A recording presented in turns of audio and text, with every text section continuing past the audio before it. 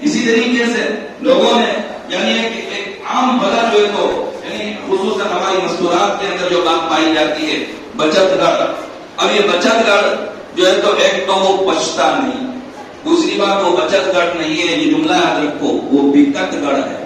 کیا ہے بکت گڑھ؟ کیا مطلب اس میں جنہوں نے بچت گڑھ کھولا وہ ان کو نہ آپ کو قرض دینا ہے نہ آپ سے ان کو قرض دے کر کے سود لینا ہے، بلکہ ان کو آپ سے کچھ اور لینا ہے جس کی طرف ہم لوگ توجہ نہیں دیتے ہیں. کیا لینا ہے ان کو نعوذ باللہ ہم سے ہمارا سرمایہ لوٹ لینا ہے، ہماری پونجی جو ہے تو لوٹ لینا ہے، ہمارے ایمان کے اوپر جو ہے تو ڈاکہ ڈالنا ہے.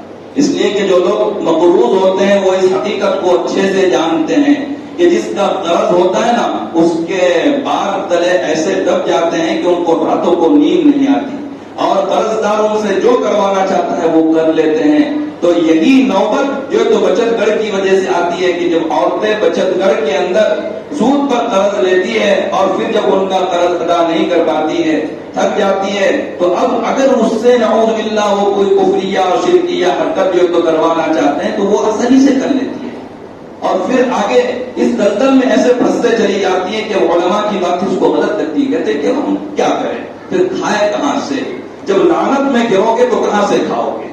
اللہ کی رحمت میں رہو گے تو اللہ رب العزت کی رحمتیں اور برکتیں ملتی چلی جائے گی. ایک مرد کی ذمہ داری ہوتی ہے کہ اپنی مستورات کی طرف توجہ رکھے، ان کے ہاتھ میں زندگی کا نظام اور زندگی کی باغ ڈور نہ دے، گھر کا نظام خود چلائے.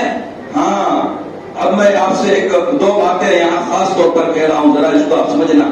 ہم رزق کو بڑھا تو نہیں سکتے ہیں لیکن ضروریات کو گھٹا تو سکتے ہیں. رزق تو ہر کسی کا جو ہے تو مقدر کا ہے، جتنا رزق اللہ نے لکھ دیا اتنا ہی ملے گا. رزق بڑھانا ہمارے بس میں نہیں لیکن ضروریات کو گھٹانا ہمارے بس میں ہے. کہ آج کوئی آدمی جھوپڑی میں کچے مکان میں نہیں رہنا چاہتا، بس ہر کسی کو ایک فکر ہے کہ میرا گھر بڑا عالیشان ہو، میرے سامنے والے نے بنگلہ بنایا تو میں اس سے بڑا جو تو بنگلہ بناؤں، چاہے اس کے لیے مجھ کو ہوم لون کہہ کر کے سود کے دلدل کے اندر پھنسنا کیوں نہ پڑے. اور اس طریقے سے وہ سود کے دلدل کے اندر جو تو پھنس جاتا ہے. ایک ہوتی ہے ضرورت، اس بات کو یاد رکھنا، ایک ہوتی ہے ضرورت اور دوسرے ہوتی ہے راحت. اللہ نے ضرورت کو تو پورا کرنے کا ذمہ لیا، راحت کو پورا کرنے کا ذمہ اللہ رب العزت نے نہیں لیا. اس لیے کہ ضرورت کے درجے تو متعین ہیں، راحت کا درجہ کوئی متعین نہیں ہوتا. اب جیسے اب اسی مسجد کی آپ مثال لیجیے، کیا مسجد کے اندر مثال کے طور پر پنکھے لگے ہوئے ساری چیزیں، یہ ہوئی راحت. اب اگر آپ آگے بڑھ کر کے آپ کیا کہیں کہ نہیں ہماری مسجد کے اندر اے سی ہو، پھر اے سی کے بھی جو ہے تو مختلف درجے ہیں. تو اب ضرورت تو اس سے بھی پوری ہو رہی ہے کہ چند فین لگ گئے اور گرمی سے جو ہے تو ہم بچ گئے، لیکن ہم راحت کی تلاش میں ہیں تو پھر ہم کو کتنا بھی پیسہ مسجد میں لگاؤ تو جو ہے تو کیا ہو رہا ہے، کم ہو رہا ہے. ایسی اپنے اپنے مکانوں کا مسئلہ سمجھ لیجیے کہ ضرورت کی بات ہے، لباس کی ضرورت ہے تو آدمی کی لباس کی ضرورت چند روپیوں کے میٹر کپڑے سے بھی پوری ہو رہی ہے. راحت کا متلاشی ہے تو دیکھ رہا ہے کہ دوسرے ساتھی نے جو ہے تو 1000 روپیے کا ڈریس بنایا تو اب میرا ڈریس 1100 کا تو ہو، پھر دیکھا کہ تیسرا 1500 کا، تیسرے کا جو ہے تو چوتھے کا 1600 کا. اس طریقے سے راحتوں کا درجہ جو ہے تو نہیں ہوتا، راحتیں جو ہے تو بڑھتی چلی جاتی ہے جس کی وجہ سے آدمی پریشان ہوتا ہے. آج ہر آدمی رزق کی تنگی کی شکایت کرتا ہے لیکن شکایت کرنے والا ضرورتوں کی وجہ سے نہیں کرتا، راحتوں کی وجہ سے کرتا. کوئی یہ نہیں ہوگا جو بولے کہ میری ضرورت پوری نہیں ہوتی، زیادہ تر وہ ہے کہ کہتے کہ راحتیں پوری نہیں ہوتی. تو نظر ضرورتوں کے اوپر رکھو، راحتوں کے اوپر نہ رکھو. نیز ضرورتوں کو محدود کرو، اس کو زیادہ پھیلاؤ نہیں، پھر انشاءاللہ آپ جو بڑی خوشحالی کی زندگی گزاریں گے. ایک دوسری بات، آج کل جو ایک نظام چل رہا ہے نعوذ باللہ RSS کی طرف سے اور دشمنان اسلام کی طرف سے کہ وہ ہماری بچیوں کے اوپر اس کی نظر، یہ میرے موضوع سے خارج لیکن میں آپ کو وجہ وہی بتلا رہا ہوں جو میرے موضوع والی ہے، آپ کو اچھے سے سمجھ میں آ جائے گا. کہ دیکھیے کہ چور جب گھر میں چوری کرتا ہے نا تو اس میں چور کی مہارت نہیں ہوتی ہے بلکہ ہماری غفلت کی مہارت اس میں پائی جاتی ہے. کیا مطلب؟ یعنی چور اس گھر میں چوری کرتا ہے جہاں دیکھتا ہے کہ بھئی اس گھر والے غافل ہے، تالا والا چھوڑ کے چل جاتے ہیں یا صحیح تالا نہیں لگاتے ہیں، ان کو صحیح لاک وغیرہ لگانا نہیں آتا، پہلے دیکھتا ہے کہ یہ غافل کتنا، جہاں جتنی غفلت وہاں اتنی زیادہ مہارت دکھلاتا ہے. تو چور اس گھر میں داخل ہوتا ہے جہاں غفلت ہوتی، جہاں غفلت نہیں ہوتی ہے بالکل بیداری ہوتی ہے، وہاں کیوں کر کے جو ہے تو وہ آئے گا. بالکل اسی طریقے کی بات ہے کہ ارتداد والا چور جو ہمارے گھروں میں گھس رہا ہے، تو جہاں وہ غفلت دیکھتا ہے وہاں پر وہ گھس رہا ہے، جہاں تیقظ اور بیداری ہے وہاں پر جو ہے تو نہیں گھستا. تو ایک یعنی بات یہ آئی کہ بھئی آج ایسا کیوں ہو رہا ہے. کبھی جو ہے تو کسی زمانے کے اندر نہیں ہوا کہ بچیاں بہت آسانی سے نعوذ باللہ ارتداد کو اختیار کر لے رہی ہے، اور اسی طرح سے ہندو لڑکوں کے وہ دام فریب کے اندر آ رہی ہے. اس کی وجہ کیا ہے؟ اس کی وجہ مجھ کو جب میں اس موضوع کے اوپر غور کر رہا تھا تو اللہ کے رسول کی ایک حدیث سے اس کی وجہ سمجھ میں آئی. ہو سکتا ہے کہ میری بات جو ہے تو یہ صحیح بھی ہو یا یہ کہ غلط بھی ہو، لیکن یہ کہ اللہ کے رسول کا فرمان ہے. نبی کریم صلی اللہ علیہ وسلم فرماتے ہیں کل لحم نبت من السحت فالنار اولا بھی. ذرا اس کو سمجھنا اس بات کو کہ اللہ کے رسول فرماتے ہیں کہ ہر وہ گوشت جو حرام سے پروان چڑھا ہو وہ جہنم کے زیادہ لائق ہے. نعوذ باللہ.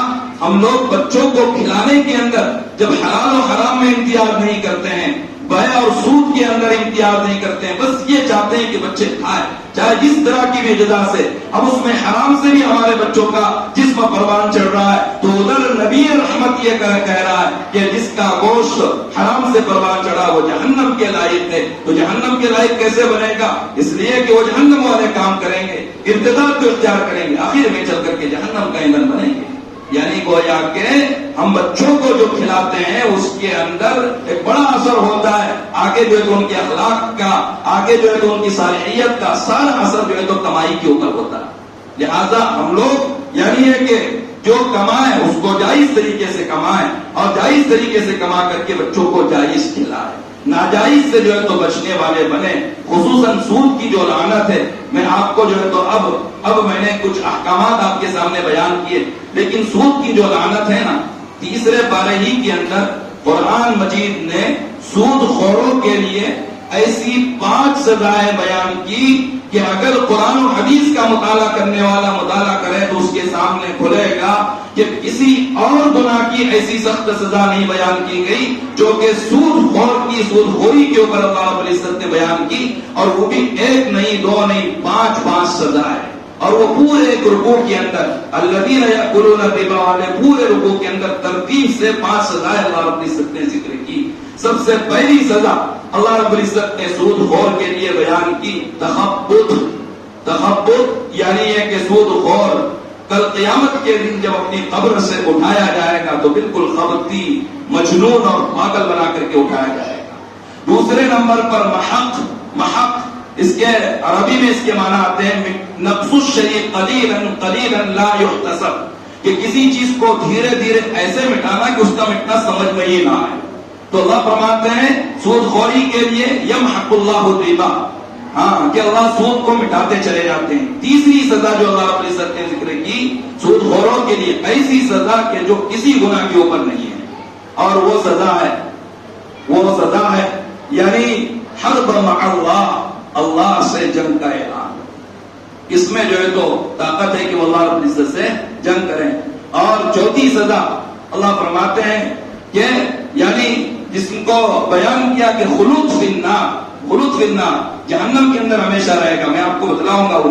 اور 5ویں سزا کفر والی سزا بیان کی گئی، 5ویں سزا کفر والی، تخبط، محق اور حرب مع اللہ، اسی طرح سے کفر اور خلود فی النار. اب قرآن سے اس کی دلیل کو جو آپ سمجھے.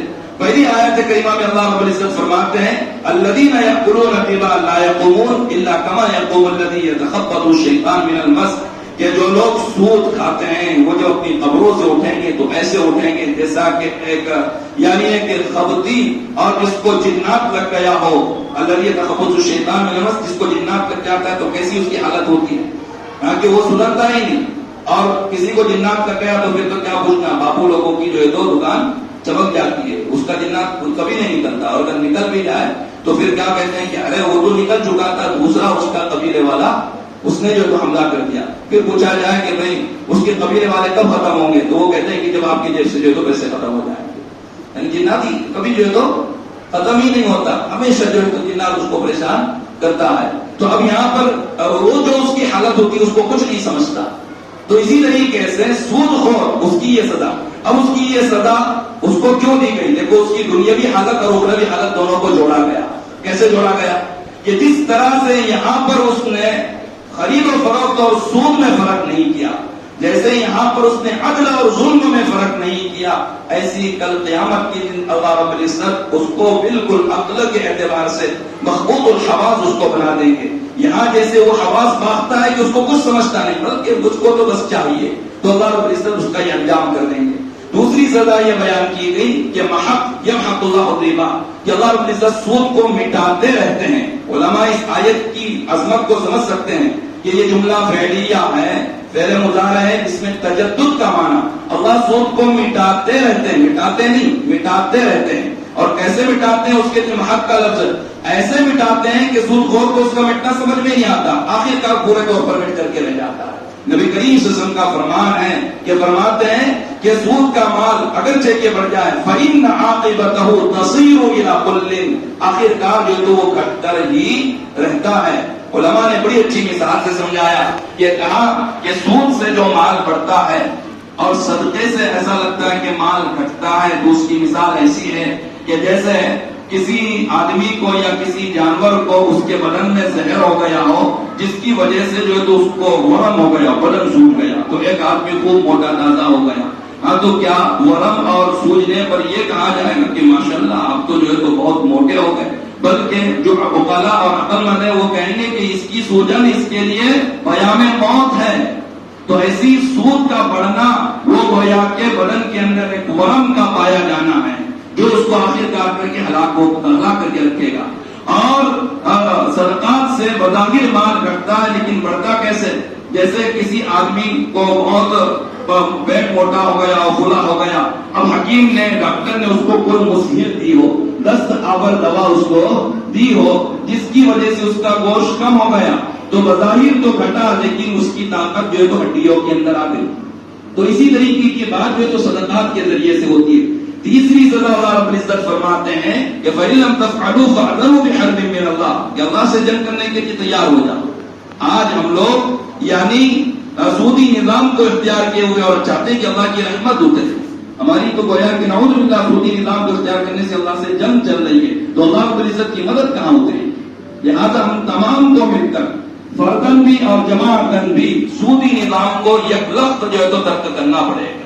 چاہے وہ ٹھیک سود ہو یا قرض دیے ہوئے کے نتیجے میں جو ہے تو کچھ نفع حاصل کرنا ہو، یا گروی کا غلط استعمال کرنا ہو، یا بچت گھر کے ذریعے سے ہو، تمام چیزوں سے جو ہے تو بچ کر کے ہم کو اللہ سے جنگ کرنے سے نکلنا پڑے گا. اور اسی طریقے سے چوتھی بات کہ کہا گیا یا ایھا الذین آمنوا اتقوا اللہ وذروا ما بقی من الربا ان کنتم مؤمنین. اس میں صاف بات کہی گئی کہ وہ ایمان والو اللہ سے ڈرو، جو سودی معاملات سے چھوڑو، اور آگے کہا کہ اگر تم مومن ہو تو تم کو یہ کرنا پڑے گا. اسی سے علماء نے لکھا کہ گویا کہ یہ کہا جا رہا ہے کہ ایسا آدمی مومن نہیں رہتا، اس کے لیے کفر کی وعید. اب اگرچہ علماء اس میں تفصیل بیان کرتے ہیں کہ بھائی سود کی علت کا اعتقاد رکھے گا کافر بن جائے گا، اور اگر سود کو حرام تو سمجھتا ہے لیکن پھر بھی سود کا کاروبار کرتا ہے تو کافر تو نہیں بنے گا، لیکن کفر عملی والا حکم جو ہے تو ضرور لگے گا کہ کافروں جیسا عمل کرتا ہے. اور پانچویں اور آخری سزا خلود فی النار ومن عاد فاولئک اصحاب النار هم فیها خالدون. اللہ کہتے ہیں کہ اللہ کے احکامات کے آ جانے کے بعد جو باز نہ آئے تو کہا کہ ایسے لوگ جہنمی ہیں، جہنم کے اندر ہمیشہ ہمیشہ رہیں گے. اصل میں بات یہ ہے کہ جب ایک آدمی سے، کسی مظلوم سے، کسی مقروض سے آدمی جو ہے تو سود لیتا ہے نا، تو اس کی آہیں جو نکلتی ہے راتوں کی نیند ختم ہونے کی وجہ سے، اس کی آہیں جو ہے تو عرش تک پہنچتی ہے، جو عرش کو ہلا کر کے رکھ دیتی ہے. تو جب مظلوم کی دل سے آہیں نکلی ہو اور پھر ہم یہ چاہیں کہ ہماری زندگی سنور جائے، نہیں ہو سکتا. تو بہرحال ہمیں اس لعنت سے جو ہے تو نکلنا ہے، صدقات کو جو ہے تو ہم عام کریں. قرض اب اس سے، اب سود سے بچنے کے لیے آپ کو اس بات کی طرف بھی تھوڑی توجہ دینی پڑے گی. قرض کا نظام صحیح کرنا پڑے گا. قرض کا نظام دیکھیے، قربان جائے اسلامی شریعت پر. اللہ کے رسول صلی اللہ علیہ وسلم نے قرض دینے والے کے لیے جہاں فضائل بیان کیے نا، وہیں پر قرض لینے والے کے لیے بھی احکام ذکر فرمائے. قرض دینے کے فضائل میں سب سے بڑی فضیلت یہ ہے کہ اللہ کے رسول جب معراج کے لیے گئے تو اس موقع پر جنت کے اوپر ایک جملہ لکھا ہوا دیکھا, الصدقۃ بعشر امثالها والقرض بثمانیۃ عشر, کہ جو صدقہ ہے اس کا 10 گنا ثواب ملتا ہے اور قرض دینے کا 18 گنا. اللہ کے رسول نے حضرت جبرائیل سے پوچھا کہ ایسا کیوں؟ صدقے میں تو آدمی کی ملکیت سے نکل گیا, یہاں زیادہ ثواب ملنا چاہیے. قرض کے اندر تو اس کو واپس بھی ملے گا, یہاں 18 گنا مل رہا. حضرت جبرائیل نے اس کا جواب دیا کہ بات یہ ہے کہ بسا اوقات صدقہ آدمی کو ایسی صورت میں بھی مل جاتا ہے جبکہ اس کے پاس اپنی ضرورت کو پورا کرنے کے لیے کچھ ہوتا ہے, لیکن قرض دار قرض کے لیے ہاتھ اسی صورت میں پھیلاتا ہے جبکہ اس کے پاس کچھ ہوتا نہیں. اب ایسی صورت میں اللہ کا کوئی بندہ اس کی مدد کرتا ہے تو اس کی بروقت مدد کرنے کی وجہ سے اس کو صدقے سے بھی زیادہ ثواب اس کو مل جاتا ہے. یہ تو قرض دینے کی فضیلت. نیز قرض جب آدمی کسی کو دیتا ہے اور مہلت دیتا جاتا ہے تو ہر دن کے بدلے میں اس کو صدقے کا ثواب ملتا ہے. لیکن ادھر قرض دینے والوں کو بھی کہا گیا, یعنی اصل میں لوگ یہ کہتے ہیں کہ اگر سود نہیں لیں گے تو یہ تو ہمارا قرض بھی کھا جاتے ہیں, تو اب اس کو جو ہے تو آپ کو سمجھنا چاہیے. ہمیں جو ہے تو قرض کا نظام صحیح بنانا پڑے گا, تو سودی لعنت سے جو ہے تو ہم نکلیں گے. تو جو حضرات مقروض ہیں ان کے لیے نبی کریم صلی اللہ علیہ وسلم نے سب سے پہلے اصولی بات یہ بتائی, من اخذ اموال الناس یرید اداءها حتى الله عنه. یہ دیکھیے نیت کے اوپر کتنا دار و مدار کہ جو کوئی لوگوں کا مال قرض لے اور اس نیت سے لے کے لے کر کے ادا کر دوں گا, تو اب اللہ رب العزت اس کی ادائیگی میں اعانت اور مدد کرتے ہیں. کتنا آسان ہے, آپ قرض لو تو اس نیت سے لو کہ دے دوں گا, تو اب آپ نے یہ کیا تو اللہ رب العزت آپ کی مدد کریں گے. کیسے مدد کریں گے؟ علماء اس کی شکلیں بتلاتے ہیں. ایک تو یہ مدد کریں گے کہ اس کو اللہ اسباب مہیا کریں گے جس کی وجہ سے قرض ادا کر دے گا. دوسرا یہ کہ اللہ اس کے دل میں بات ڈال دیں گے کہ بھائی اس کو معاف کر دے. تیسرا یہ ہے کہ آخرت میں اللہ اس قرضدار کو اپنی طرف سے لے کر کے اس کی طرف سے گویا کہ ادا کر دیں گے. نیت کے اوپر کتنی آسانی رکھی گئی. اس کے بالمقابل اگر کوئی آدمی کسی سے قرض لیتا ہے کہ من اخذ اموال الناس, کہ جو کوئی لوگوں کا مال لے, یرید اتلافها اتلفه اللہ, کہ جو کسی کا قرض اس لیے لیتا ہے کہ لے تو لو بعد میں دیکھا جائے گا, ادا ودا کچھ نہیں کرنا, تو اللہ رب العزت اس کو بھی تلف کر دیتے ہیں. بہت سارے لوگ ایسے ہوتے ہیں نا, کہتے ہیں کہ مولانا بہت سب کچھ اچھا چل رہا تھا, سب اجڑ گیا, سمجھ میں نہیں آتا. باپو لوگوں کو بلاتے ہیں تب بھی جو ہے تو کوئی مسئلہ نہیں حل ہوتا ہے. تو اس کی وجہ کہیں نہ کہیں یہ ہوگی کہ کسی سے قرض لیا تھا لیکن لے کر کے اس کا قرض ہڑپ کر لیا, آپ نے اس کو جو ہے تو ڈبویا, اس کو ضائع کیا, اللہ نے آپ کو ختم کر دیا.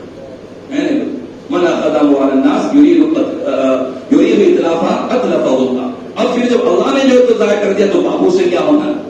پھر جو ہے تو کوئی مسئلہ ہوتا کہیں سے کچھ حل نہیں ہونا ہے. تو دیکھو کہ ہم نے کسی کو جو تو برباد تو نہیں کیا, جس کو برباد کیا اس کو آباد کرو, اللہ اس کی برکت سے آپ کو بھی جو ہے تو آباد کر دیں گے. اور کتنی سخت وعید ہے کہ جب آدمی قرض لے کر کے مرتا ہے, نفس المؤمن معلقۃ بدینہ حتی یقضى عنہ, کہ مومن کی روح اللہ رب العزت جنت میں داخل ہونے سے روک دیتے ہیں جب تک کہ اس کی طرف سے جو تو قرض ادا نہ کر دیا جائے. تفصیلی یہ ایک بحث ہے, لیکن میں نے اس قرض کی بات اس لیے چھیڑا کہ اگر قرض کا نظام ہم صحیح کریں گے تو انشاءاللہ سود کی لعنت سے بھی بچیں گے. جب سامنے والا دیکھے گا کہ یہ آدمی دیانتدار ہے, میرا قرض ادا کرے گا, تو پھر وہ قرض ادا کرنے دینے میں بھی جھجک محسوس نہیں کرے گا, کیونکہ مجھ کو جو تو بر وقت مل رہا ہے. نیز جو تو سود کا بھی وہ مطالبہ نہیں کرے گا. یہ تو سود سے متعلق میں نے آپ کے سامنے چند باتیں کہی. نشے سے متعلق بھی میرے سامنے عنوان رکھا گیا تھا. مختصر سے وقت کے اندر مختصر سی باتیں میں آپ کے سامنے ذکر کروں. ان علماء آپ کا حسن انتخاب میں کہوں گا کہ بھائی سود اور نشہ دونوں میں جوڑ کیا ہے؟ دونوں میں جوڑ اسی آیت سے نکلا, الذی یتخبطہ الشیطان من المس, کہ سود بھی ایک نشہ ہے جو آدمی کو مخبوط الحواس بنا دیتا ہے. جیسا کہ نشہ آدمی کی عقل کو جو تو مار ڈالتا ہے, تو یہ نشے کی لت دھیرے دھیرے پیدا ہوتی ہے. آدمی جب لاوالی پن کا شکار ہوتا ہے نا, کہ پہلے تمباکو, پھر جو ہے تو سگریٹ کی طرف آتا ہے, نشے کی جو ہے تو اس کو لت جو ہے تو سگریٹ کی لگ گئی, اب دھیرے دھیرے جو ہے تو وہ بیئر بار کی طرف جو ہے تو آتا ہے, پھر آگے چل کر کے اس کو یہ لت شرابی اس کو جو ہے تو بنا ڈالتی ہے. اور نبی کریم صلی اللہ علیہ وسلم نے شراب سے متعلق 1 2 3 4 5 نہیں پورے 10 لوگوں کے اوپر لعنت جو ہے تو فرمائی ہے. شراب سے جس کا جیسے بھی واسطہ پڑے گا وہ جو ہے تو لعنت کا شکار ہو جاتا ہے. اب یہ لعنت ہمارے بچوں سے نکل کر کے نعوذ باللہ بچیوں تک بھی پہنچ چکی ہے. اور اس کی بڑی وجہ نشے کی لت کی ایک بڑی وجہ ہے غیر مسلم لڑکوں سے غلط مرد رکھنا، غیر مسلم لڑکیوں سے ہماری مسلم لڑکیوں کا اختلاط ہونا. باقاعدہ ایک کام کیا جا رہا ہے کہ غیر مسلم لڑکوں کو مسلم لڑکوں کا فرینڈ بنایا جاتا، وہ نشے کے عادی بنتے ہیں، ہمارے بچے بھی جو ہے تو ان کے عادی ہو جاتے ہیں. کتنی تعجب کی بات، ایک مسلم ہو کر کے کیا بولتا ہے کہ وہ جو فلاں لڑکا ہے نا غیر مسلم کا میرے بیٹے کا جو ہے تو دوست ہے. یہ تعجب کی بات ہے. یاد رکھو، اس جملے کو یاد رکھو، یہ تقیانوسیت نہیں ہے، قدامت پسندی نہیں، بلکہ یہ حفاظت پسندی ہے. کیا جملہ کہ کافروں سے قلبی دوستی رکھنا یہ حرام ہے. کافروں سے قلبی دوستی رکھنا حرام ہے. کافروں سے آپ غیروں سے معاملات تو کر سکتے ہیں، موالات نہیں کر سکتے. تمام علماء کا اس کے اوپر اجماع ہے، اتفاق، کوئی اس کے خلاف آپ کو نہیں بتلائے کہ کافروں سے معاملات تو کرو، موالات یعنی قلبی دوستی نہ رکھو. بلکہ کافروں اور مشرکوں سے دوستی رکھنا یہ آدمی کو کفر کی دہلیز اور چوکٹ کے اوپر لا کر کے کھڑا کر دیتا ہے. اس کے اور کافر ہونے میں کوئی فرق نہیں ہوتا جتنا کہ دہلیز میں اور گھر کے اندر فرق ہوتا ہے. آج بچیوں کی ارتداد کی وجوہات میں سے ایک وجہ تو میں نے آپ کو بتلائی، حرام غذا سے ان کے جسموں کو پروان چڑھانا. دوسری وجہ جو ہے تو کافروں کی دوستی اپنے دلوں کے اندر پالنا. اللہ رب العزت بڑے غیور ہے. اللہ رب العزت کی غیرت اس کو گوارا نہیں کرتی کہ جو اللہ کا ذاتی دشمن ہے آپ اس سے دوستی رکھو.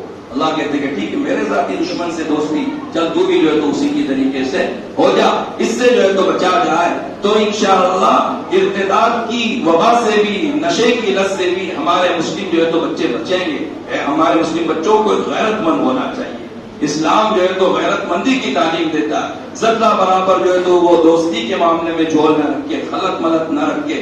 اور ایک آخری بات کہہ کر کے کہ نشے کی حرمت کتنی خطرناک ہے. سورہ مائدہ کی جو آیت کریمہ ہے نا، ایک تفصیل ہے لیکن اس میں نہیں جاؤں گا، میں آپ اپنی بات ختم کر رہا ہوں کہ سورہ مائدہ کی جو آیت ہے آپ کو تعجب ہوگا. ایک آیت میں 7 دلائل سے اللہ رب العزت نے شراب اور نشے کی حرمت کو بیان کیا. حالانکہ کسی حکم کی حرمت کو بیان کرنے کے لیے ایک دلیل کافی ہوتی ہے، 7 دلائل. چنانچہ اللہ رب العزت فرماتے ہیں، اس کو آپ سنتے جاؤ کہ یا ایھا الذین آمنوا، سورہ مائدہ کی آیت 7 پارے کی، انما الخمر والمیسر والانصاب والازلام. مجھ کو صرف خمر سے متعلق کہنا، رجسن کہا کہ شراب وغیرہ یہ جو ہے تو رجس ہے. اور علماء کہتے ہیں کہ رجس کا مطلب ہوتا ہے کل ما ہوا نجیس العین، جو نجیس العین ہو اس کو جو ہے تو رجس بولا جاتا ہے. جیسے بت پرستی نجیس العین ہے، جیسے جو ہے تو پیشاب نجیس العین ہے، شراب بھی رجس ہے.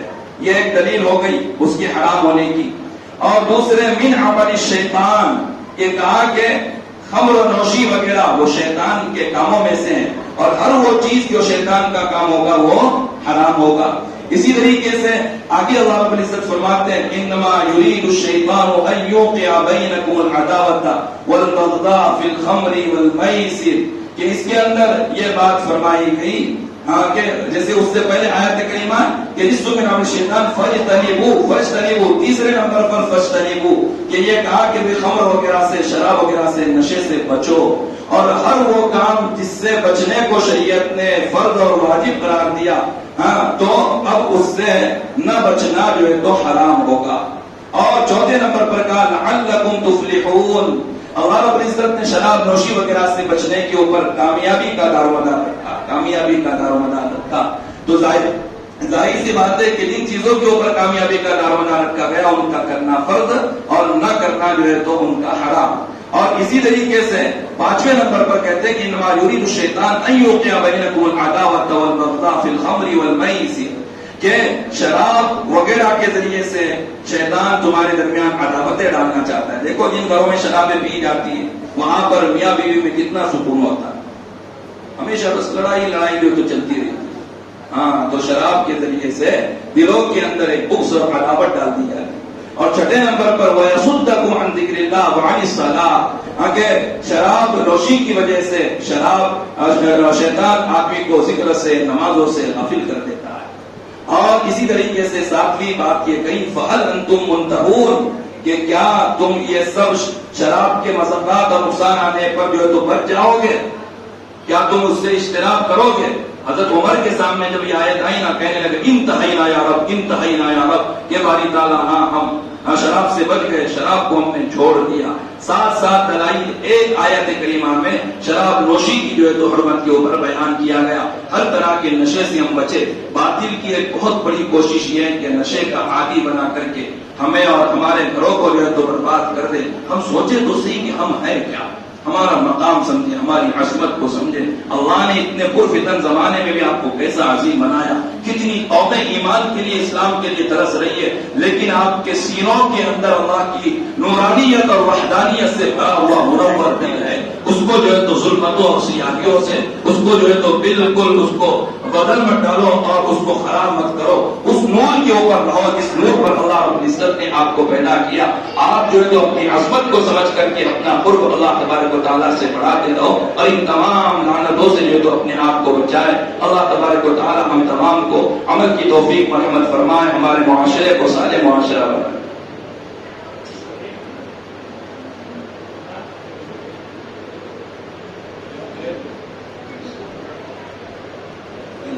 تھوڑا سا پڑھ لیں. ہاں بھائی، یہ چند سوالات حضرت مفتی صاحب کی طرف سے مکلف کیا گیا کہ میں جو ہے تو ذکر کروں.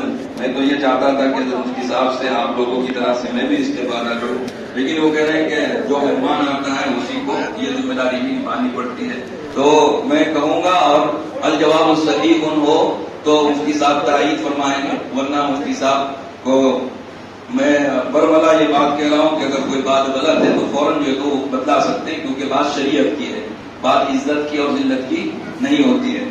بہرحال اس میں ایک سوال یہ کیا گیا کہ ایک آدمی کا گھر ہے، دوسرے آدمی نے یہ کہہ کر لیا بھائی آپ کے گھر کو کرایہ نہیں اور میرے پیسوں کو بیاج نہیں. میں نے تو آپ کو یہ بول دیا کہ بھائی یہ سود کے اندر داخل ہوتا ہے کہ آپ کسی کو روپیہ پیسہ قرضہ دو اور اس سے مکان کرائے پر لو اور یہ کہے کہ میں نے آپ کو روپیہ پیسہ دیا، آپ مجھ کو جو ہے تو سود مت دینا اور میں آپ کو مکان کرایہ پر نہیں. یہ کل قرض جر نفعا فهو ربا کے تحت داخل ہو کر کے حرام ہوگا، کیونکہ قرض دینے والے نے اس کو جو قرض دیا اسی کے نفع کے نتیجے میں تو مکان اس کو مل رہا ہے کرایہ ہے نا.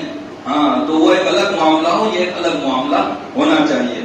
اچھا، اور دوسرا سوال یہ کہ ایک شخص نے 1000 روپئے ادھار دیا اور اس کے بدلے میں خود کہتا ہے کہ خرچ کرنا 200 زیادہ دینا، کھانا کھلا دینا وغیرہ، تو یہ بھی کل قرض جبر نفعا کے اندر آتا ہے. جس کو قرض دیا اس سے جو ہے تو آپ اگر کھانا کھا رہے ہیں اس کی دکان میں یا اس کی گاڑی وغیرہ سے. ہاں اچھا، اگر یہ ہے کہ دیکھیے اللہ کے سب نے ایک معاملے میں دو معاملہ کرنے سے منع کیا.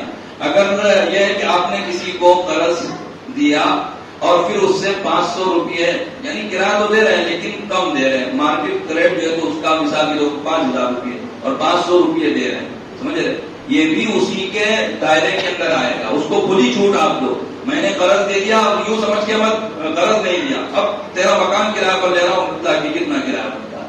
اب دیکھو کہ جو ہے تو وہ آپ کو 500 میں دیتا کہ نہیں دے گا، وہ تو 5000 ہی کے اندر دے گا، لیکن آپ سے دب کر کے جو ہے تو وہ کہہ رہا ہے کہ 500 روپئے میں ٹھیک ہے. تو یہ تو قرض دینے ہی کے نتیجے میں تو نفع ہوا. وہ معاملہ الگ ہو، یہ معاملہ جو ہے تو بالکل الگ ہونا چاہیے.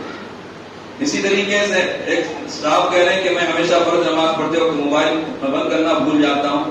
ہاں تو دیکھیے اس میں دو سوال ہے کہ بھول جائے تو بھول پر نسیان پر کوئی مواخذہ نہیں ہے، ویسے یاد رکھنا چاہیے.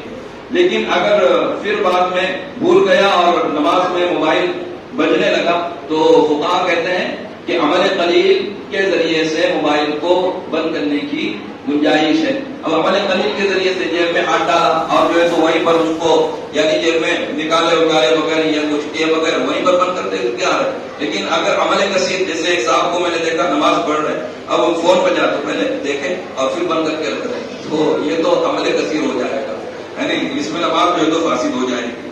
اسی طرح سے ایک سوال یہ کیا کہ مجھے راستے میں 1 مہینہ پہلے موبائل ملا تھا، میں اس موبائل کا سم کارڈ نکال کر نالی میں پھینک دیا، اس موبائل کا مارکیٹ قیمت 40,000 روپے ہے، میرا دل وہ موبائل واپس کرنا چاہتا ہے۔ سب سے پہلے تو میں ان صاحب کو مبارکبادی پیش کروں گا، یہی مومن کی خوبی کی بات ہے، مومن میں اللہ نے بڑی خیر رکھی ہے۔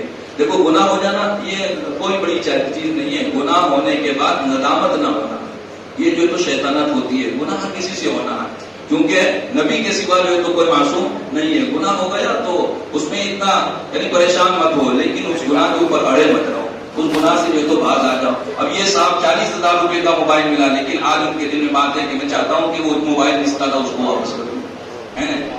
ہاں تو اب دیکھیے اس کے اندر سب سے پہلی بات تو یہ ہے کہ اگر آپ، میں ایک ترتیب آپ کو بتاؤں تاکہ آپ کا نفس جو ہے تو آپ کو پریشان نہ کرے، آپ کو کوئی چیز ملے تو اس کو عربی میں لقطہ بولتے ہیں، گری پڑی چیز، تو اس میں اللہ کے رسول نے جو بات فرمائی وہ یہ کہ جب وہ اس گری پڑی چیز کو اٹھائے تو 2 آدمیوں کو گواہ بنا دے کہ بھائی مجھے یہ چیز ملی ہے، ذرا تو گواہ ہے۔ کیوں گواہ بنا؟ تاکہ اس کا نفس اس کو یہ پٹی نہ پڑھائے کہ کون جاتا ہے رب لے، خیانت نہ کروا کہ 2 گواہ کو معلوم ہے کہ اس کو یہ چیز ملی ہے۔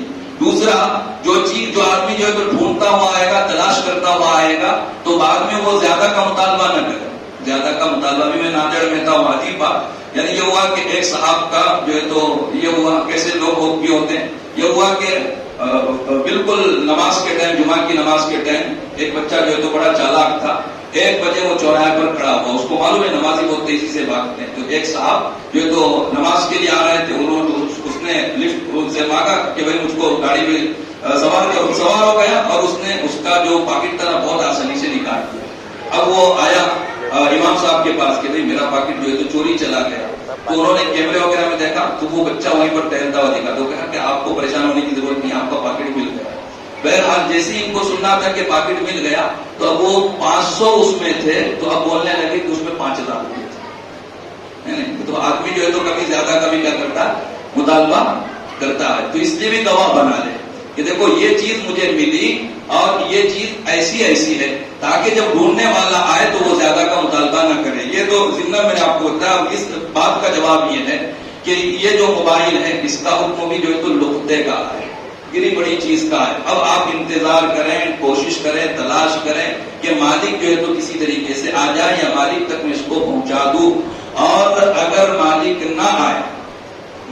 نہ آئے کسی طرح سے کوئی شکل نہ ہو تو اس کا ایک مخصوص زمانہ ہوتا ہے، مدت انتظار، اس کو مدت تعریف بولتے ہیں، اس کے گزرنے کے بعد اب آپ اس کو یا اس کی رقم کو بیچ کر کے صدقہ کر سکتے ہیں۔ لیکن اگر آپ نے صدقہ کر دیا اور پھر وہ مالک کسی طرح سے آ گیا تو آپ کو اپنے جیب سے اتنی رقم ادا کرنی پڑے گی، اور صدقے کا ثواب اب آپ کو ملے گا، یعنی وہ ٹرانسفر ہو جائے گا وہ ثواب۔ ابھی تک اس کو مل رہا تھا جس کی چیز تھی، لیکن اگر وہ آ گیا تو اب آپ کے کھاتے کے اندر وہ ٹرانسفر وہ ہو جائے گا۔ بینکوں کی نوکری کرنا کیسا ہے؟ دیکھیے اس کے اندر تھوڑی سی تفصیل ہے، حضرت مفتی تقی صاحب نے اس کو ذکر کیا۔ ضابطہ یہ ہے کہ بینک کی ہر ایسی نوکری کہ جس کے اندر سودی لین دین کے اندر اس نوکری کرنے والے کا عمل دخل ہو، کہ سودی فارم بھرنا، دستخط کرنا، لینا دینا دلانا یہ ہو، تو ایسی ملازمت بینک کی لازمی طور پر ممنوع ہے۔ اس میں اللہ کے رسول صلی اللہ علیہ وسلم نے فرمایا وہ کاتبہ، جو روایت ہے اسی روایت کے اندر کہا گیا کہ سودی لین دین کا لکھنے والا و شاہدی، اور اسی طریقے سے ان کے گواہ بننے والے، وہ سب کے سب اس کے اندر برابر لعنت میں داخل ہوتے ہیں۔ لیکن اگر یہ ایسی نوکری ہے بینک کی کہ جس کے اندر سودی لین دین کا اس کے نوکری میں کوئی عمل دخل نہیں ہے، جیسے گزشتہ سال کے حساب کتاب کرنا اس کا کام ہے، وہ کوئی ہوتی ہے ملازمت وہ کہ جس میں یہ ہوتا ہے کہ اس کا کام بس یہ ہوتا ہے کہ جو حساب کتاب جو معاملات ہو چکے ہیں اس کا بس حساب کتاب کرنا ہے، نہ سود لینے میں اس کا دخل ہے، نہ جو ہے تو دلانے میں کسی طریقے سے اس کا دخل ہے، تو وہ ملازمت جو ہے تو جائز۔ یعنی کیا مطلب، شریعت نے ہر چیز کا ایک ضابطہ بنایا کہ ہر چیز کی جو ہے ایک حد مقرر کر رکھی۔ جیسے واچ مین ہے بینک کا جو واچ مین ہے، بینک کے واچ مین کی ملازمت بلا تردد جائز ہے، اس کا سودی لین دین میں اس کا کیا دخل، کا کوئی دخل اس کے اندر نہیں ہوتا. اسی طریقے سے گھر کو کرایہ نہیں ہے، پیسے کو بیاج نہیں، ایسا معاملہ کرنا کیسا، وہ ابھی آپ کے سامنے جواب آ چکا ہے. اسی طرح سے بینک سے ہفتے سے گاڑی اٹھانا جو ہے تو کیسا ہے. اب اس کے اندر انشورنس کی بات جو ہے تو آتی ہے. یہ مسئلہ تھوڑا سا مسلمانوں کے لیے ایک مسئلہ جو ہے تو بنا رہتا ہے، لیکن علماء اس کا بھی جو ہے تو حل بتلاتے ہیں. تو جہاں تک ہو سکے یعنی انشورنس وغیرہ کے اوپر گاڑی لینے سے جو ہے تو بچے. کوئی ایسی ترتیب حضرت مفتی صاحب وغیرہ سے پوچھ کر کے، اور اس میں چونکہ تفصیل ہوتی ہے، ایسے نکالے کہ جس کے اندر یعنی آدمی سود سے جو ہے تو بچ سکے.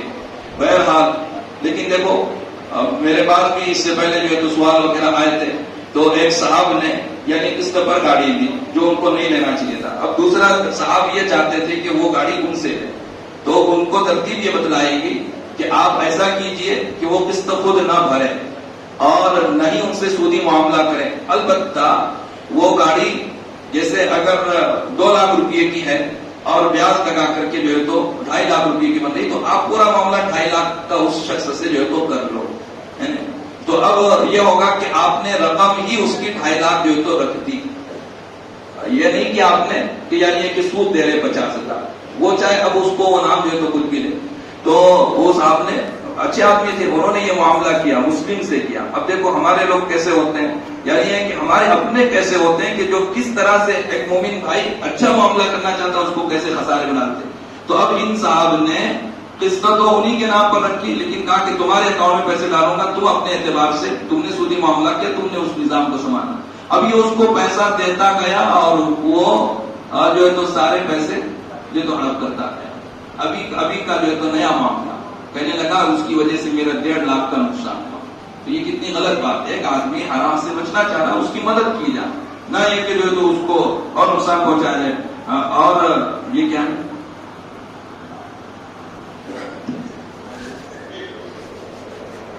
اچھا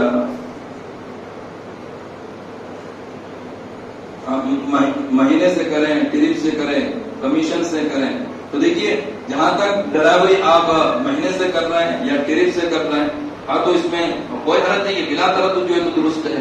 آپ مہینے سے جو ہے ڈرائیونگ کریں یا یہ کہ کہو کہ میں اتنے کلومیٹر چلاؤں گا تو اتنا پیسہ لوں گا، ٹرپ وغیرہ تو کوئی مسئلہ نہیں. کمیشن سے، اب کمیشن کے اندر ضابطہ یہ ہوتا ہے جس کو یعنی ایجنٹ ہونا، کمیشن ہونا، یہ ساری چیزیں جو کہی جاتی ہے کہ اگر 2 باتیں اس میں ہوتی ہے.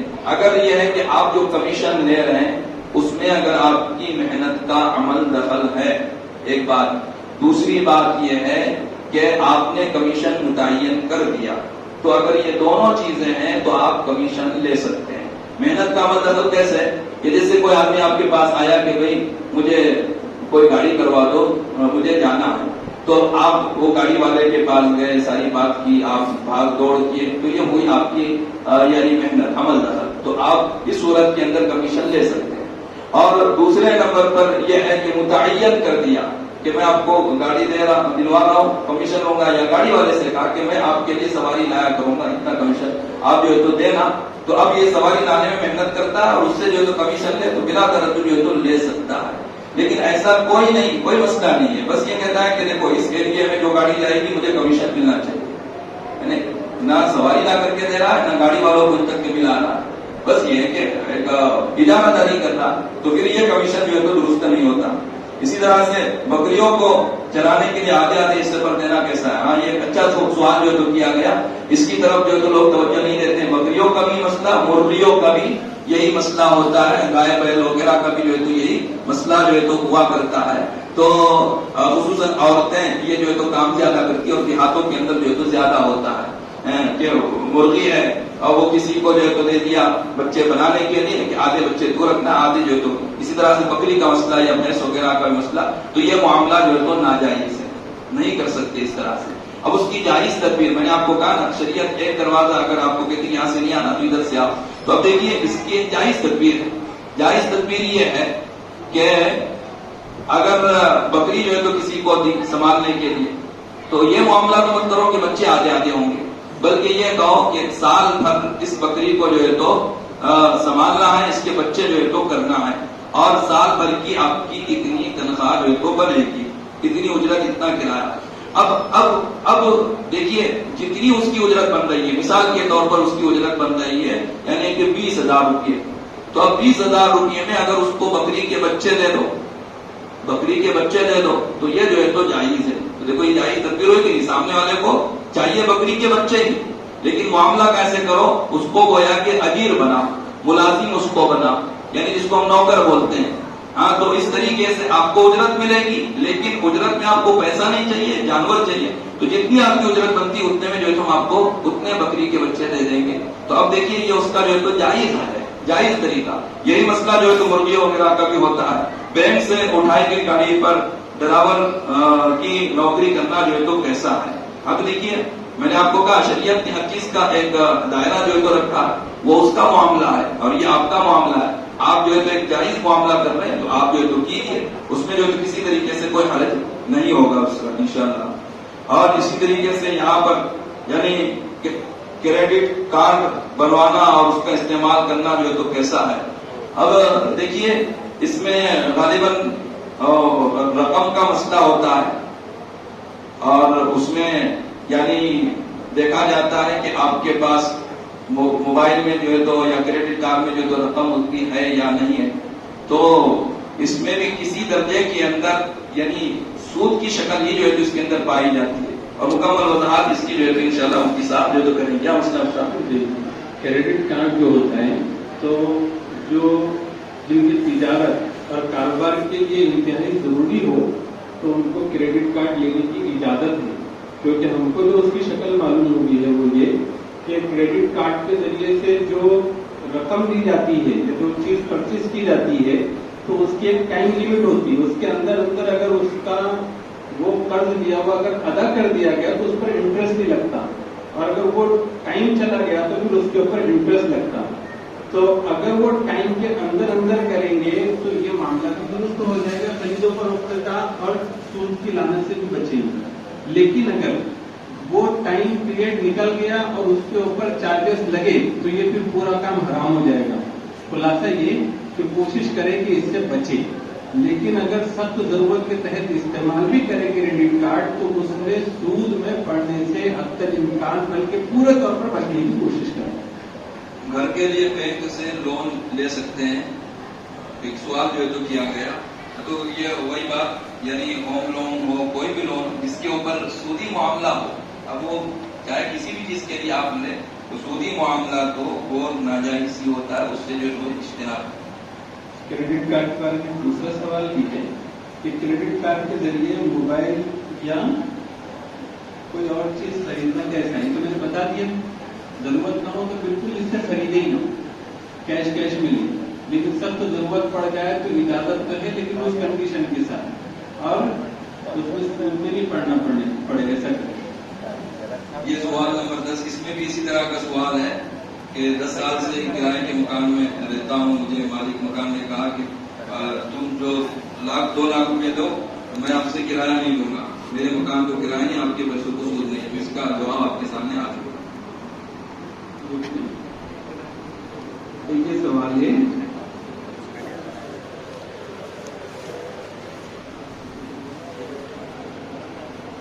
فائنانس کا بھی جہاں مسئلہ آ جاتا ہے تو بات جو ہے تو سود کی آ جاتی ہے.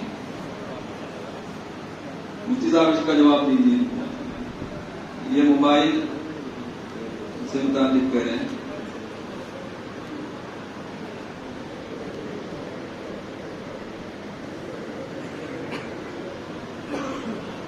آج کل یہ چیز تو بہت عام ہو گئی ہے. لوگ پیسے بھرتے ہیں اس میں اور اس کے بعد پھر اس کو انٹرسٹ ملتا ہے.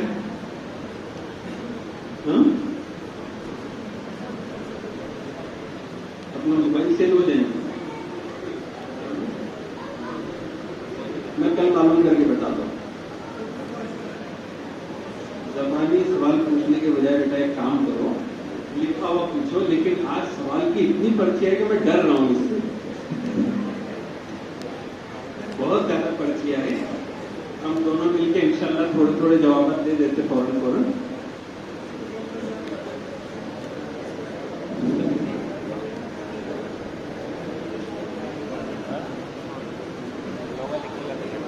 بالکل ضروری ہے آپ کی جو ہے نا سب کو معلوم ہونا چاہیے، لیکن اس کو لکھ کر لاؤ، یہ جو لکھ کر بھیجے نا تو امتحان پہلے ہے. میرا کرائے کا گھر ہے، میں 20 سال سے کرائے کے گھر میں رہتا ہوں، میرا ایک پلاٹ ہے، میں بینک سے لون لے کر مکان تعمیر کر سکتا کیا؟ اگر وہ کرائے کا گھر ایسا ہے کہ جس میں زندگی نکل سکتی ہے تھوڑی بہت کوشش سے، تو پھر اس میں زندگی نکال لینا چاہیے. لون پر پلاٹ پر گھر بنانا نہیں چاہیے. مہاراشٹر کے تمام اضلاع کے تمام تعلقوں کے تمام دیہاتوں میں مسلم عورتیں بچت گٹ سے پیسے لیتی ہیں. روزانہ بچت گٹ اٹھانے والی عورتوں کی تعداد بڑھتی جا رہی ہے. اس تعلق سے شریعت کیا کہتی ہے؟ مکمل تفصیلی جواب دیجیے. جو آج بیان ہوا تو یہ بیان اس کے لیے بہت کافی وافی شافی. اپنے پاس قرض دینے کا رواج بڑھاؤ اور قرض دینے میں بھی ایک سسٹم لے کر آؤ، اور بہت پورے شہر کو ٹارگٹ کر کے کام مت کرو. ہر مسجد کے اطراف میں رہنے والے اپنے محلے کو لے کر وہاں پر لوگوں کو اس کی قباحت بتائے بھی، اور کچھ ایسا سسٹم بنائے کہ وہاں کسی باہر کے بچت گٹ کی اسکیم لانے والے کو موقع ہی نہ ملے کسی قسم کا. اس کی کوششیں کریں.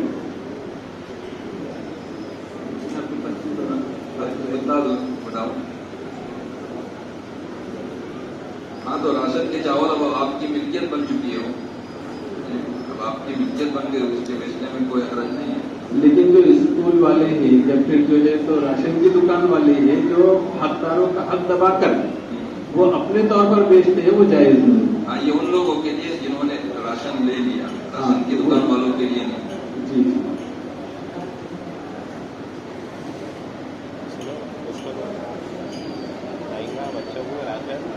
میں 15 سال سے کرائے کا رکشہ چلاتا ہوں. مجھے 50,000 روپئے بھر کر فائنانس کمپنی نیا رکشہ دے رہی ہے، تو میں نیا رکشہ لے سکتا کیا؟ 50,000 بھرنے کے بعد باقی پیسے EMI سے بھرنا پڑے گا. اگر 15 سال سے ابھی تک چل گیا ہے اور آئندہ بھی ایسا ہی چل سکتا ہے سود سے بچتے ہوئے، تو ایسا ہی چلانا چاہیے. آپ نے کہا کہ کسی کا گھر گہن رکھنا سود کا عمل ہے، لیکن کئی تعلیم یافتہ لوگ کہتے ہیں کہ گہن رکھنے کے بعد 100 روپئے مہینہ یا 50 روپئے مہینہ کرایہ ٹھہرا کر طے کر لینا تو انسان سود سے بچ جاتا ہے اور حلال ہو جاتا ہے. شریعت اس کی اجازت دیتی ہے کیا؟ مفتی صاحب نے بہت وضاحت کے ساتھ اور بہترین انداز میں بتا دیا کہ وہ قرض لینے کی وجہ سے ہی یہ کرایہ کم ہو رہا ہے. اگر وہ قرض اگر واپس لے لے اور بولے پھر 50 روپئے 100 روپئے رکھ تو وہ نہیں رکھتا، تو وہ جائز نہیں ہوگا. اس طرح سے یہ آیا کہ میں ایک پرائیویٹ کمپنی میں کام کرتا ہوں، وزٹ کے لیے جاتا ہوں تو سامنے والا کھانے کا آفر کرتا ہے تو کوئی حرج نہیں ہے، وہ آپ کے اکرام ہے اور آپ کی ضیافت میں آپ کو کھلا ہے. اسی طرح سے اس میں آیا کہ آپ نے جو سود کھانے والے کو قرآن پاک سزا کا ذکر کیا ہے، تو کیا سود دینے والے کو بھی دی جائے گی کیا؟ دیکھیے اس میں دونوں کو برابر کہا گیا ہے. آکیلا ربا و موکلا، سود دینے والا اور سود دینے والا، کھانے والا کھلانے والا، مطلب دینے والا اور دلانے والا. اور اللہ کے سامنے ان دونوں کی نگاہ وقالہم سوا، کہ یہ سب کے سب جو ہے تو برابر ہے. تو یہ سزائے مشترک ہے، اس میں تفصیل نہیں کی جا سکتی. انشاءاللہ اگر کسی نے 2 لاکھ روپے کاروبار کے لیے اور جو بھی نفع ہوگا آدھا آدھا لیں گے، صحیح ہے کیا؟ ایسا کاروبار کر سکتے ہیں کیا؟ اگر یہ شکل ایسی پوچھ رہے کہ ایک کا پیسہ ہے دوسرے کی محنت ہے اور پھر نفع میں دونوں 50-50 رہنا چاہتے ہیں کہ جائز تو نہیں، لیکن اس میں جو باریکیاں ہوتی ہیں وہ مفتی صاحب سے کسی عالم دین سے پوچھ کر اس کے آگے کے ٹرمز بھی پورے طے کر لینے چاہیے. تعلیمی لون لے سکتے ہیں کیا؟ اگر ایسے لون ہے کہ جس میں بیاج نہ پیسے سود نہ بھرنا پڑے تو لے سکتے ہیں، لیکن کوئی لون ابھی تک ہم کو معلوم نہیں کہ وہ اس میں انٹرسٹ نہ دینا پڑتا. کوئی شخص میری کوئی چیز بیچ کر دیتا ہے اور اس پر کمیشن مانگتا ہے تو کیا کرنا چاہیے؟ دیکھیے یہ سب سے پہلے ہم کو طے کرنا چاہیے کہ سامنے والا ہماری جو چیز بیچ کر کے دے رہا ہے آیا وہ کمیشن ایجنٹ ہے یا ہمارا وکیل، پہلے یہ طے ہو جانا چاہیے. اگر وہ وکالت کے طور پر بیچ رہا ہے تو اب اس کو کوئی کمیشن وغیرہ کا مطالبہ نہیں کرنا چاہیے. اور اگر کمیشن ایجنٹ کے طور پر وہ بیچتا ہے اور پہلے سے طے ہے، کمیشن میں سب سے پہلی بات یہ کہ پہلے سے طے ہونا چاہیے، تب جا کر کے وہ لے سکتے. ہم گھر کے زیورات وغیرہ بینک میں رکھ سکتے کیا؟ पैसों की जरूरत पड़ने पर नहीं रख सकते, क्योंकि वो भी सूद वाला मामला होगा। दो शख्स में, एक शख्स ने पैसा लगाया कारोबार के लिए और जो भी नफा होगा आधा लेंगे, ऐसा कारोबार कर सकते हैं? इसका जवाब पहले आता है। ऑनलाइन रकम ट्रांसफर करने पर उस पर जो है तो कुछ रकम लेना, तो ये सर्विस चार्ज कहलाएगा, कोई खर्च नहीं है, ले सकते हैं। अगर किसी का हक मारा हो और फिर उसे वो एहसास और उस पर अफसोस हो और फिर वो शख्स उसे अदा करने का इरादा करता और अदा करने से पहले मौत आ जाए तो कैसा? अदा करने के लिए नीयत, अदा करने की नीयत है, अदा करने की नीयत है, मुस्तकिल उसकी कोशिशें भी है, अल्लाह की दास्तों में अल्लाह माफ फरमाए, लेकिन हमेशा अपने जिम्मे पर किसी का हक है तो उसकी वसीयत करके रखनी चाहिए, ताकि हमारे जाने के बाद हमारे वालिद पर जरूरी हो गए यही माल में से वो वसीयत अदा करें।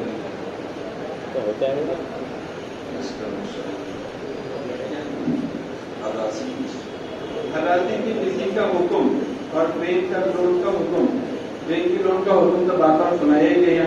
हरासी की किसी में भी सूद वाला मामला होता है, सिर्फ वो किसी जिसमें किसी को कम और किसी को ज्यादा नहीं होता है, कुरानदाजी हुई या फिर ऐसी हफ्ते मुतय्यन किए गए और उसमें अपनी रकम उठा रहे हैं तो जितनी भर रहे उतनी ही उठा रहे, और किसी चलाने वाले को अगर कुछ उजरत दे रहे तो वो जायज है, लेकिन इस तरह से कि जो पहले उठाएगा वो कम में उठेगा, बाद वालों को ज्यादा मिलेगा, तो ये जायज नहीं।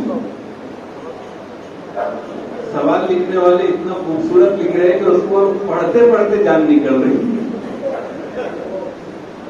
मुसाफा करने के बाद सीने को हाथ लगाना सही है या गलत? ऐसा करना चाहिए कि नहीं? गलत है, नहीं करना। किसी से परसेंटेज करके तिजारत करता है, मसलन मेहनत आपकी और माल मेरा, फिर उस पर 10% आपका और बाकी का मेरा।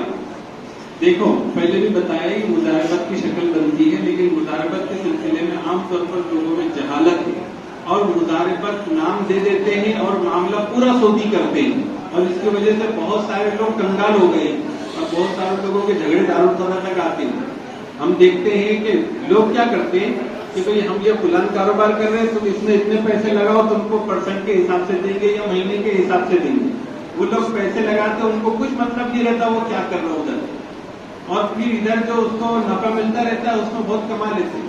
और ये जो आदमी रहता है तो ये आदमी बहुत सारे मामला इतने गड़बड़ और नाजायज मामला करता है, सूदी मामले करता है और बहुत सारे लोगों का कर्जा ले लेता है, और फिर पहले शुरुआत किया था उसने तो लोग बहुत खुश थे उससे, बाद में फिर 150 लोग उसके वजह से सब के सब हाथ को लग जाते हैं। वैसे तो नाजायज तरीके से कोई भी काम करेंगे तो सूद तो मिटाने वाली चीज है ना। बयान में सुने, ये बहुत बारीक लिखा हुआ है, इस तरह माजरत में चाहता हूँ, इस सवाल जो है ना उर्दू करके ना हो गया ना सवाल। अल्लाह आप हजरात को जज़ाए खैर कि आप हजरात तशरीफ लाएं, और हम लोग हजरत मौलाना मुफ्ती मोहम्मद आदम साहब दामद बरकातुहू को बहुत शुक्रगुजार हैं कि आप तशरीफ लाएं, और तशरीफ लाने के बाद में जिस आम फहम अंदाज में, सलीके के साथ, तदरीस और तफसीली अंदाज में सूद को और निज़ाम सूद को और उसकी कबाहतों को समझाया है, अल्लाह रब्बुल इज्जत इसका उनको बेहतरीन बरकत अता फरमाए, और हम सब के दिल दिमाग को खुले ही तो अल्लाह ताला उसके जरिए से हमें हर तरह के सूदी मामले से बचने की तौफीक अता फरमाए। क्योंकि टाइम काफी हो चुका, किसी को और कुछ पूछना भी होता वो कल की मजलिस के लिए छोड़ दे, कल परिचय लेकर आए इंशाअल्लाह।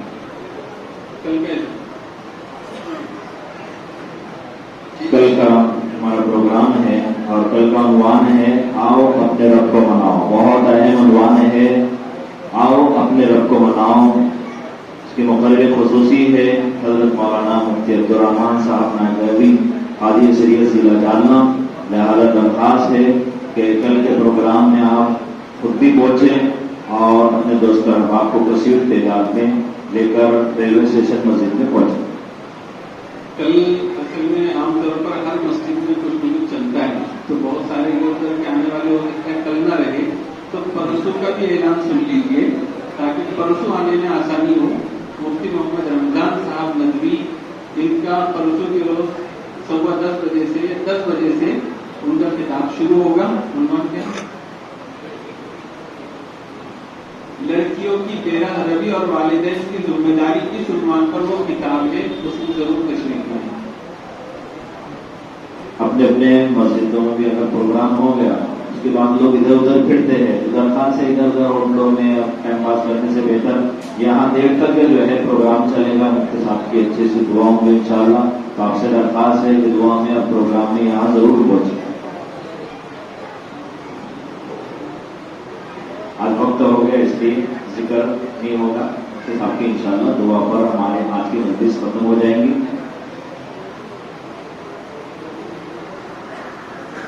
درود شریف پڑھ لیں. میں آخر میں پھر سے انشاءاللہ مبارکبادی پیش کرتا ہوں کہ درمان صاحب کو، مفتی صاحب کو اور ان کے کارکنان کو اور آپ تمام حضرات کو بھی ماشاءاللہ آپ کے شوق کو جستجو کو دیکھ کر کے واقعتاً قلبی مسرت اور قلبی خوشی ہوئی اور دل میں یہ بات آ رہی ہے کہ جب تک اللہ رب العزت اس امت کے اندر یہ طلب اور یہ تڑپ رکھیں گے اس وقت تک انشاءاللہ یہ امت کبھی بے روی کی طرف نہیں جائے گی.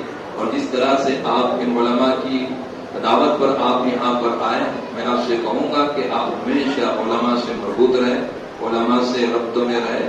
وہ آپ کے لیے آپ کی نصیحت اور خیرخواہی کی باتیں جو ہے تو آپ کے لیے کر رہے ہیں، جس سے آپ کی دین اور دنیا دونوں کی حفاظت ہو جائے. اللہ رب العزت ہم تمام کو عمل کی توفیق مرحمت فرمائے. بسم اللہ الرحمن الرحیم. الحمدللہ حمدا طیبا کثیرا مبارکا فیہ. اللهم صل على محمد النبي الأمي وعلى آله وسلم تسليما. اللهم ارحمنا واعف عنا واغفر لنا وارحمنا أنت مولانا فانصرنا على القوم الكافرين. ربنا لا تجعلنا فتنة للقوم الظالمين ونجنا برحمتك من القوم الكافرين. یا اللہ فوقا درگزر کا، رحم کا، کرم کا، عافیت کا معاملہ فرما، امن و امان عطا فرما، فتنے فساد آفات بلیات سے حفاظت کا معاملہ فرما. یا اللہ سارے عالم اسلام کی حفاظت فرما. یا اللہ عالم کے تمام مسلمانوں کی حفاظت فرما، خصوصاً ہندوستان کے مسلمانوں کی حفاظت فرما، ان کی مدد فرما، نصرت فرما. یا اللہ ہندوستان کے مسلمانوں کو امن و امان عطا فرما. یا اللہ خوف و ہراس کو دور فرما. یا اللہ نا امیدی کو دور فرما. یا اللہ نصرت کا، حفاظت کا معاملہ فرما. رمضان مبارک کے مبارک مہینے کی برکت سے اپنی رحمتوں کو، برکتوں کو نازل فرما کر کے تمام مومنین کے قلوب کے اندر ایک طمانینت اور ایک اطمینان پیدا فرما دے. یا اللہ سب کو مساجد سے، علماء سے مربوط فرما دے. یا اللہ یہ بڑا مجمع مولا کریم یہاں طالب بن کر کے آیا. یا اللہ جس طریقے سے مولا کریم کے سامنے دین کی بات پہنچانی چاہیے تھی اس طرح سے نہیں پہنچائے، لیکن مولا کریم ان کی طلب کو اور تڑپ کو قبول فرما کر کے مولا کریم آپ ہماری بھی مغفرت فرما دیجیے. یا اللہ ان میں ہمیشہ کے لیے خیر ڈال دیجیے، ان کی اور ان کے نسلوں کی ہمیشہ کے لیے مولا کریم حفاظت فرما دیجیے. یا اللہ ہمارے ان بھائیوں کے دین غرانے کے اندر دین کو زندہ فرما دیجیے.